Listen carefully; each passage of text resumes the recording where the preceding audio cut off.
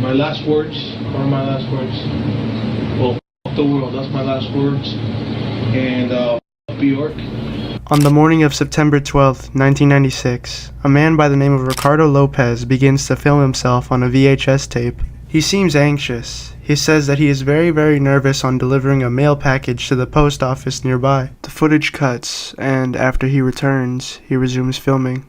When he appears again, he is naked, his head and eyebrows shaved, and his face crudely painted red and green. He states that he is not drunk. The song I Remember You by Icelandic singer Bjork is playing as Ricardo speaks. I am not depressed. I know exactly what I am doing. It becomes clear what he is talking about shortly thereafter. The guns cocked back, ready to roll. The song comes to a close, and Lopez shouts victory. He shoots himself in the mouth with a revolver, and his body collapses.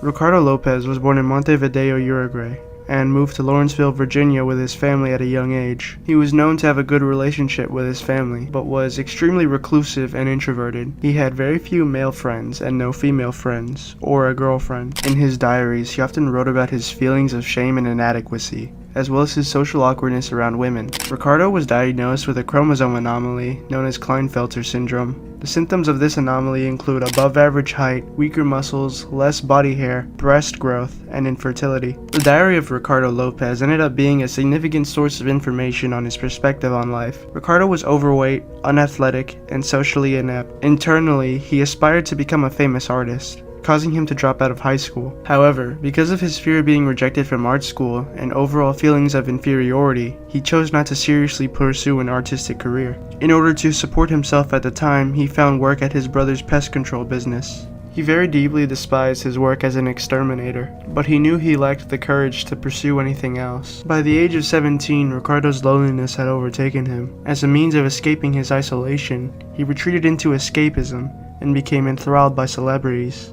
At the time, it was not uncommon to be obsessed with a singer or actor, but Ricardo's situation was likened to celebrity worship syndrome, or celebrity obsession disorder, an obsessive addictive disorder in which a person becomes overly involved with the details of a celebrity's personal and professional life. COD finds itself manifesting in those who assume themselves to be insecure, holding on to feelings of inadequacy and powerlessness. This results in imagining a certain celebrity to be a God-given gift or deity. In the past, celebrities such as Elvis Presley, Michael Jackson, and the Beatles would be subject to this disorder. However, in most recent years, subjects to this disorder would include Taylor Swift, One Direction, and K-pop artists like BTS. To put it simply, the victims of this disease may believe that their life could be less inadequate if they were to attract the attention of their favorite celebrity. In 1993, Ricardo set out to do exactly that.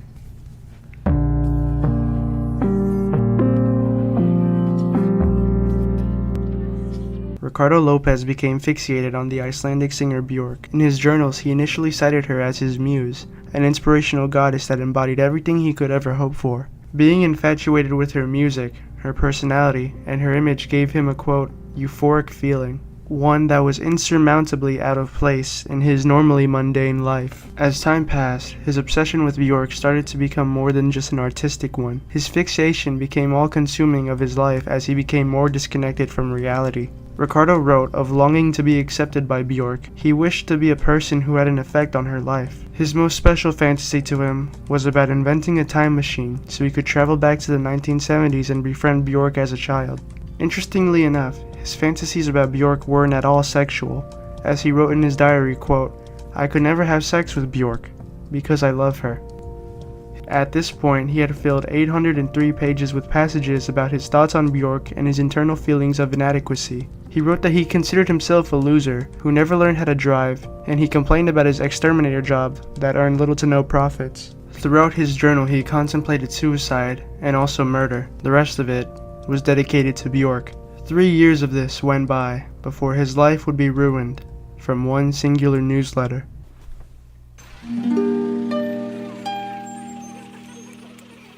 In 1996, Ricardo was living alone in an apartment in Florida when he had learned from Entertainment Weekly that Bjork was in a romantic relationship with another musician, an English producer named Clifford Joseph Price, better known as Goldie. He had felt like the world hadn't just been pulled under from him, but torn apart to pieces right before his eyes. The fact that Bjork had been involved in a relationship, let alone with a black man, was a gaping wound that Bjork had left him with, an utter betrayal that he would not take lightly.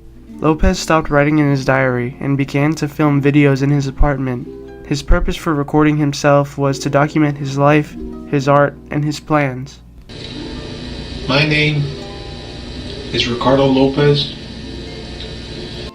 and I will begin a documentation of my life, of my art, and of my plans. Ricardo prepared his revenge on video for 11 recordings straight, each containing approximately 2 hours of footage each. I'm going to have to kill her. I'm going to send a package. I'm going to be sending her to hell. In his early blueprints, he theorized about creating a bomb filled with hypodermic needles containing HIV-tainted blood, something that would satisfy his desire to have a lasting impact on her life. He realized it wouldn't be feasible to craft such a device, so he determined a more simple approach would work better. Ricardo constructed a letter bomb comprising sulfuric acid and a hollowed-out book that he planned to send to Bjork's home in London. After mailing the package, he planned to commit suicide. In his eyes, he and Bjork would be reunited in heaven, him killed by suicide, and her killed by the bomb.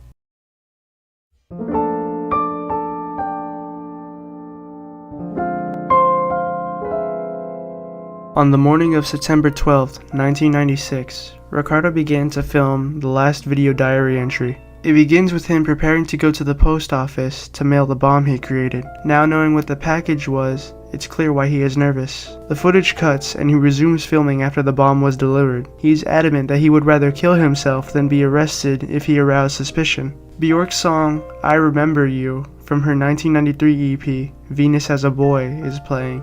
I Remember You is a song published in 1941, originally written by Victor Schertzinger, with lyrics by Johnny Mercer. In 1941, Mercer began an affair with actor Judy Garland, while she was engaged to composer David Rose. Their affair ended when she married Rose, but in later years they rekindled their relationship. In a way, the song speaks to the power of memory and impact that someone can have on another's life, the longing and yearning and the memory of a special person who made dreams come true. Ricardo is naked, shaving his head and snipping his eyebrows off. He paints his face red and green. It is speculated that he did so to make himself less recognizable, when he would inevitably be discovered by law enforcement. He affirmed that he was not drunk, nor was he depressed. He said he knew exactly what he is doing. It is cocked back. It's ready to roll. As the song finishes playing, Ricardo exclaims his last words, "Victory," and shoots himself in the mouth. 4 days later, a foul odor was noticed coming from his apartment. Once it was reported, the local police discovered Ricardo's corpse. Written on the wall was a message. It read, "The 8mm tapes are a documentation of a crime, terrorist material, and they are for the FBI." The police evacuated the building while the bomb squad searched for any explosives left in the apartment, where they found none. Meanwhile, the Metropolitan Police set out to intercept a potentially explosive device en route to Bjork's residence, and in the end, it was safely detonated. Truthfully, the danger of Bjork receiving the bomb was low, as her mail was vetted through her management's office. So truthfully, Ricardo had no chance of actually killing Bjork. Unbeknownst to Ricardo at the time, Bjork and Goldie had ended their relationship just a few days before he mailed the package and killed himself. Bjork gave a statement a week after Ricardo had committed suicide. "It's terrible. It's very terrible," she said. "It's a very sad thing that someone would shoot their face off." A year later, she discussed the situation further. Her main concern was the safety of her son, who received his own security detail as a result of the incident. As for the family of Ricardo, regrettably they were somewhat aware of his obsession with Bjork, though they didn't believe it could possibly escalate to violence. At one point, Ricardo's brother told him to find a real woman and that he was obsessed. which possibly in retrospect may have sent him deeper into his escapism. In more recent years, Ricardo Lopez has become a significant figure in the space of mental disorder studies. He remains a clinical example of celebrity worship, and his diaries and video recordings are, to this day, subject of many mental health research topics. The imagery and story of the Bjork Stalker leaves a long-lasting impression on popular culture and music history as an uncomfortable example of addiction, isolation, and escapism. Did you know him? He was the entire reason I haven't been able to smile for my portrait. He's my stalker. What? Are you joking? No, seriously. I blocked him on everything, and I've had to move twice because of him. So, what's in the package then? I don't know. Yeah, I have no idea.